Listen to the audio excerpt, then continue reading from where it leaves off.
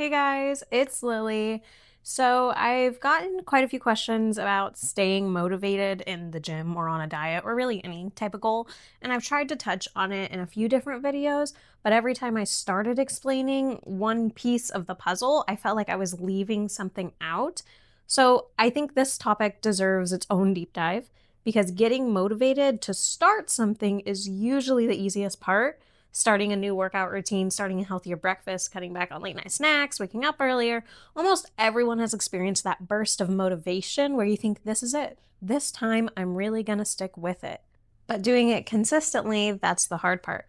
Eventually, life gets busy, you miss a workout, you eat something that wasn't part of the plan, you sleep through your alarm, or maybe nothing goes wrong. You just don't feel as excited as you did when you started it. Suddenly, the routine doesn't feel as important as it did in the beginning.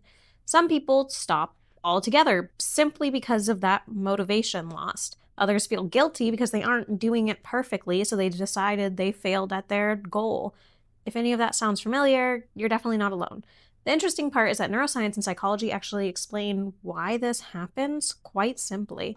So today I want to break down where motivation comes from, why it almost always fades, what your brain is actually trying to accomplish, and most importantly, what people who stay consistent do different.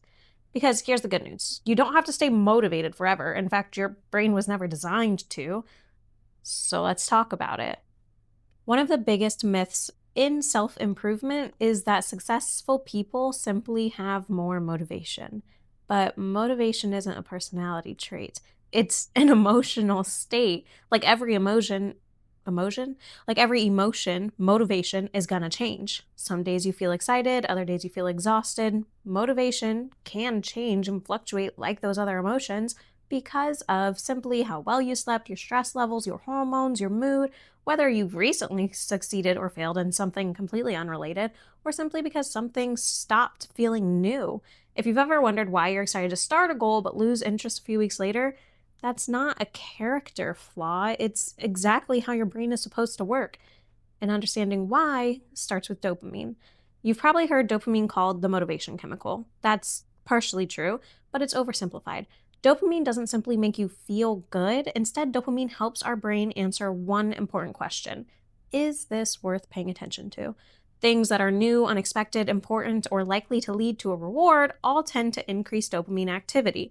That's why buying new gym clothes feels exciting. That's why planning a new business model feels exciting. Creating a vision board is exciting. Even researching the perfect routine can feel incredibly motivating. Your brain loves the anticipation of a meaningful reward. A fascinating 2010 paper called Dopamine and Motivational Control demonstrated this beautifully. Researchers measured dopamine neurons while animals learned that certain cues predicted rewards. At first, dopamine spiked when the reward actually appeared. But once the animals learned the pattern, the biggest dopamine spike shifted from the reward itself to the cue predicting the reward. If you're watching the video, I have the graph up on the screen. The red is going to be the dopamine neurons firing in their brain. Originally, it was spiking when they got their reward. In this specific study, it was juice. But when they got their reward, their dopamine spiked. And eventually, the cue that the juice was coming was enough to increase that dopamine activity. However, when that reward didn't come or was completely replaced by a negative outcome, in this case, a puff of air, which is the blue line, dopamine actually dropped to below baseline level. In other words, dopamine isn't simply making you happy, it's constantly helping your brain predict what's worth pursuing. But that creates another question. If dopamine responds so strongly to exciting new goals, why doesn't that excitement last? The answer is something psychologists call habituation. Habituation simply means that your brain responds less to something after repeated exposure. Think about moving next to train tracks. The first week, every train wakes you up. A month later, the trains haven't stopped coming and going. Your brain has simply decided they're not important enough to wake you up from sleep or shock you while you're doing something in the kitchen. So your body, in turn, is going to stop reacting. The exact same thing happens with motivation. The first few weeks of a new workout plan, everything feels exciting. New gym, new clothes, new goals, lots of progress, and your brain treats all this as something novel. But after a few weeks, nothing is wrong. Nothing might have changed. Your brain has simply become familiar with it. The workout isn't less effective. You've just lost the excitement that came with novelty. That's habituation. And if you mistake that for I've lost motivation, it's a very easy place to quit when consistency is just starting to matter. There's another reason motivation fades, though. Your brain evolved in an environment where conserving energy increased survival. It's constantly asking, can I get the reward while doing less work? Now compare these choices. Scrolling social media, that's going to be rewarding in seconds. Eat a donut, immediate pleasure. Order takeout, no effort. But compare that to exercise with benefits in weeks, reading a book, obtaining that knowledge in a much longer time period, or saving money for benefits in months or years later. Psychologists call this delay discounting. We naturally value immediate rewards more than delayed ones. That doesn't make you weak, it makes you human. Unfortunately, modern technology has become incredibly good at exploiting this. Every notification, every swipe, every short video provides another quick reward that competes with the slower rewards associated with important habits. Which means if you're relying on motivation, your brain will almost always choose the easier option.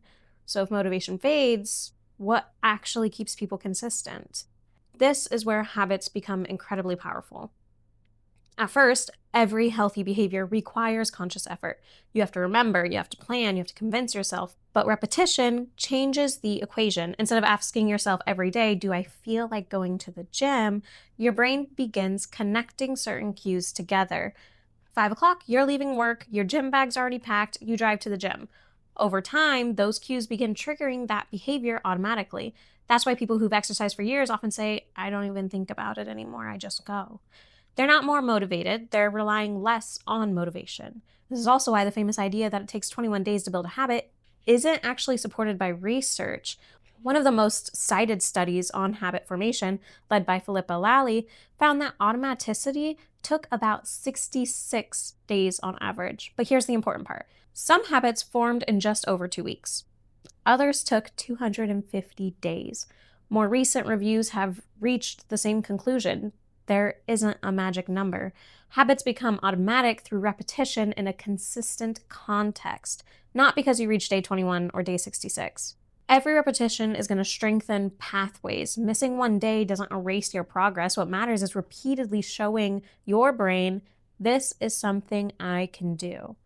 So if motivation isn't enough, habits have an unpredictable time to become habits, what's going to actually work? First, you should build systems instead of relying on motivation. Instead of saying, I'll work out when I feel motivated, make the decision once. Monday, Wednesday, Friday, 5 o'clock. Same gym, same routine. That's it. No decisions. That time, that day, this activity. Second, reduce decisions. Think about brushing your teeth. You probably don't debate whether you're in the mood to brush your teeth. Bedtime has become the cue, or your morning routine has become the cue. The fewer decisions your healthy habits require, the more likely you'll follow through. So instead of giving yourself 100 snacks to choose from that are all supposed to be healthy, pick 2 healthy snacks that are always at the front of your pantry or fridge. Third, change your identity. And not in a crazy dramatic way. Just things as simple as instead of saying, I'm trying to quit smoking, start saying, I don't smoke. Instead of being someone who's trying to lose weight, say, I'm someone who takes care of my health. Identity is going to change your actions because people naturally try to stay consistent with how they see themselves.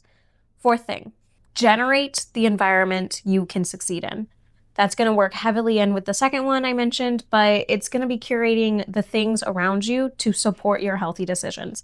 Putting the fruit where you can see it, hiding the junk food, laying out your workout clothes the night before, surrounding yourself with people who normalize healthy behaviors.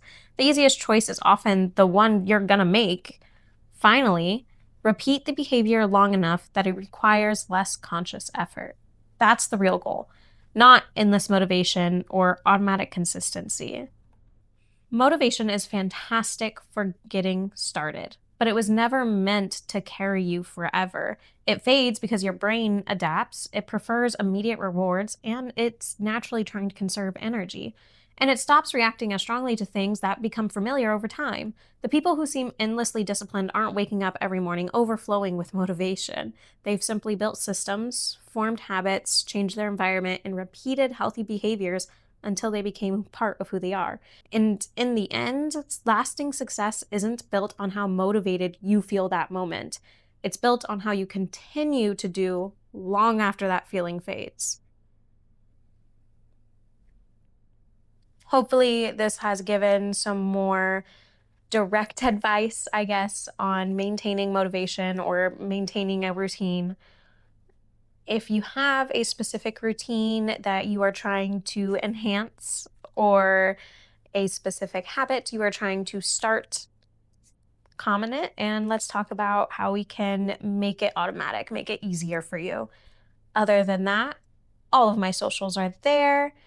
Check out where you feel so inclined. The subscribes, comments, likes, everything mean the world to see the channel growing. And I love communicating with you guys. Till next time, bye.